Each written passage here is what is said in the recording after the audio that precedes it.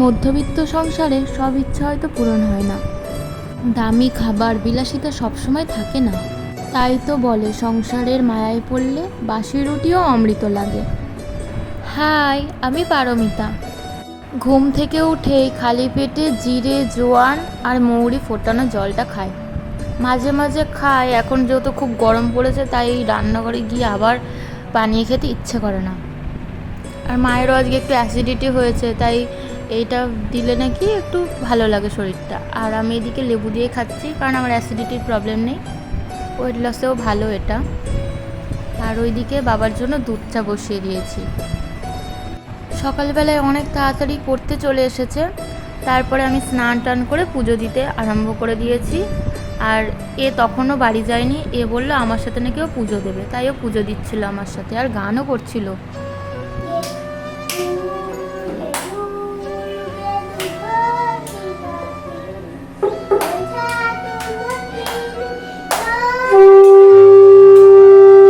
পুজো দিয়েই বেরোতে হবে, এই গরমে আর বাইরে যেতে ইচ্ছে করে না। কিন্তু এখনকার দিনে 5G যুগে আমি এখনও 4G সিম ইউজ করি, তাই একটা নতুন সিম কিনেছি, জিও। বোন আর আমি দুজন মিলেই গেছিলাম, আর তার সাথে বোনের একটা বান্ধবীর বাড়িতেও গেছিলাম, দিয়ে অল্প কটা আম নিয়ে এসেছি। এই যে এত রোদ, এর মধ্যে আমরা বেরিয়েছিলাম, এখন বাড়ির রাস্তায় ঢুকছি। বোনের যেহেতু শরীরটা খুবই খারাপ, জ্বর এসছে, ঠান্ডা সর্দি কাশি লেগে রয়েছে, শরীরটা খুবই দুর্বল, তার উপর আমি আবার রোদে গরমে বাইরে বের করেছি, তাই জন্য আমি ভাবলাম যে ফলগুলো একটু কেটে ওকে দিয়ে আসি।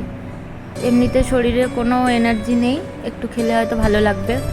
এখানে বেদানাটা ছাড়িয়ে নিচ্ছিলাম, আর ওইদিকে আমি আপেলটা নুন জলে ভিজিয়ে রেখে কচলে কচলে ভালো করে ধুয়ে নিয়েছি, যাতে কোনো ওই মোমের মতো একটা পালিশ দেওয়া থাকে, যার জন্য আপেলটা একটু চকচকে করে, যাতে ওইটা তাড়াতাড়ি উঠে যায় আর খেলেও যাতে শরীর খারাপ না করে। আর এই গরমে দুপুরে তো কিছুই খেতে ইচ্ছে করছে না, আমি আর বোন এই ফল খেয়েই ছিলাম আজকে। বাড়িতে প্রায় অনেক কিছুই ছিল না, সব কিছুই ছিল বাড়ন্ত।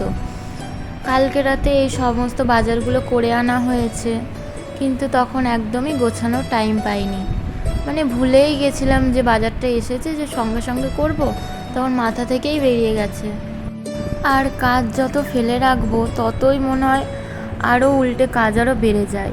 আর এই কাজগুলো যদি না করে রাখি তাহলে রান্নার কাজের সময়ও অনেক অসুবিধা হয়। এমনিতেই এত গরমে দুপুরবেলায় তাড়াহুড়ো করে রান্না করতে হয়, আর হাতের কাজে যদি সব কিছু না থাকে তাহলে কি আর ভালো লাগে? আমি তো সকাল থেকে একটাও জানলা খুলতে চাই না, তাহলেও একটু রোদ হাওয়া বাতাস না খেললে আর কি ঘরগুলো একটু গন্ধ গন্ধ হয়ে যায়, গুমোট হয়ে থাকে, ওই জন্য একটুখানি খুলে দিই আবার বন্ধ করে দিই।